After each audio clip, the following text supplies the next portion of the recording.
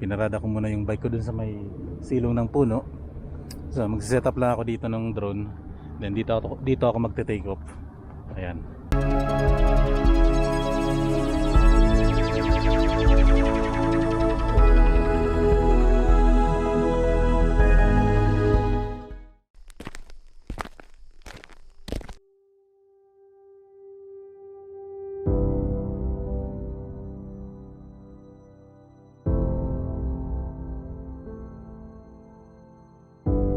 The Mount Soledad National Veterans Memorial is considered one of the most unique veterans memorials in America.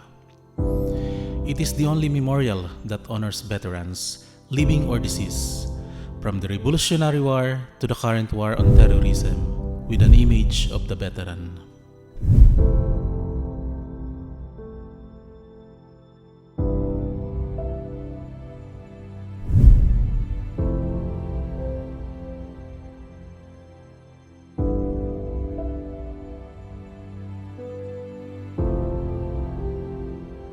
Black granite plaques include a picture of the veteran with a brief summary of their military experience.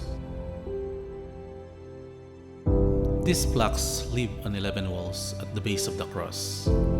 The first 6 feature the 5 branches of the military that fought in World War II: Army, Navy, Marine Corps, Coast Guard, Air Force, and the Merchant Marines. The newest 5 walls feature every branch of the military.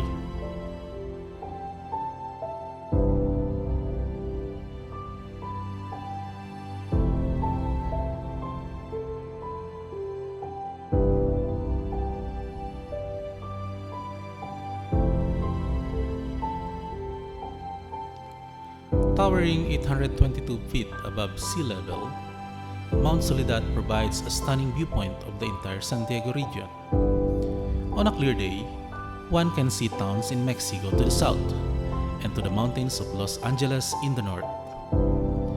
As the highest point in the La Jolla area, Mount Soledad gives a breathtaking view of local hotspots such as Miramar Air Station, Torrey Pines Golf Course, UC San Diego, and more.